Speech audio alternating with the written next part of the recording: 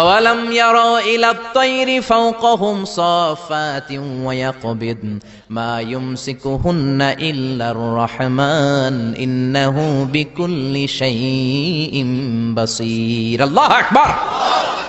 আল্লাহ বললেন কেমন করে ওরা নাস্তিক হয়? ওরা কি পাখির দিকে তাকায় না? ফাওকাহুম, যে পাখি মাথার উপরে উড়ে বেড়ায়, সাফাতিন, ডানা মেলে বেড়ায়, ইয়াকবিদনা, আবার ডানাগুলো গুটিয়ে নেয়। ওরা যদি পাখির দিকে নজর করে তাকায়, পাখির ভেতরে আমার আল্লাহর নিদর্শন আছে না নাই? আপনি পাখির দিকে তাকালে নাস্তিক থাকতে পারবেন না। আপনি সাগরের দিকে তাকালে নাস্তিক থাকতে পারবেন না। আপনি যদি ঝর্ণার চমৎকার কলকলতানের দিকে নজর করে তাকান, নাস্তিক থাকতে পারবেন? ঝর্ণা ঝর্ণা ঝর্ণা রে, বলনা বলনা বলনা রে, কার বিরহে পাগল পাড়া তুই, কার মিলনে ফুল ফসলে ভরা রে তোর দুকুল ভুই, কার মিলনে ফুল ফসলে ভরা রে তোর দুকুল ভুই, ঝর্ণা ঝর্ণা ঝর্ণা রে, বলনা বলনা বলনা রে, কার বিরহে পাগল পাড়া তুই। সুবহানাল্লাহ।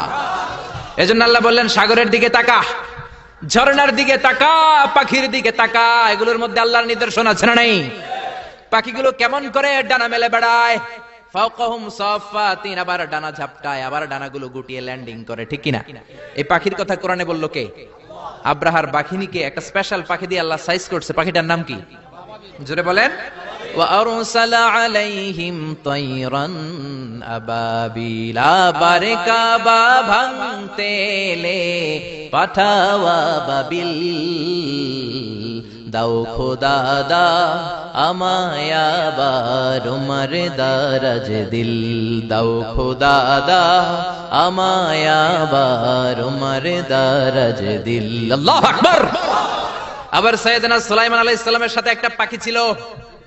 এই পাখিটা সাইয়েদনা সুলাইমানের সিংহাসন যখন আকাশ দিয়ে উড়তো, এই পাখিটা উড়তো। কি নাম? কি নাম? ফাকালা মালিলা আরাল হুদহুদ, হুদহুদ পাখি।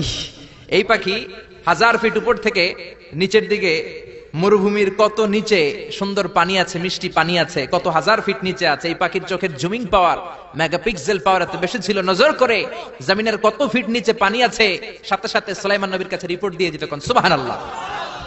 আবার যখন আপনারা জান্নাতে যাবেন, আপনাদেরকে পাখির ভুনাগোশত খাওয়াবে কে?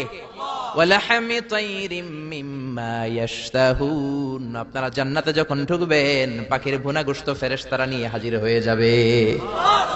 খাইবেন? পাখির ভুনাগোশত খাইবেন? তো পাখির ভুনাগোশতের কথা শুনে লালা চলে আসছে মুখে অনেকের। নামাজ কায়েম করতে হবে কায়েমপুরের লোকেরা, ইসলাম কায়েম করতে হবে, তাহলেই পাখির ভুনাগোশত খাওয়া যাবে। কোন ঠিক কিনা? এজন্য আল্লাহ বললেন আওয়ালাম ইয়ারাউ ইলাত তায়র, নাস্তিক কেমন করে হয়? ওরা কি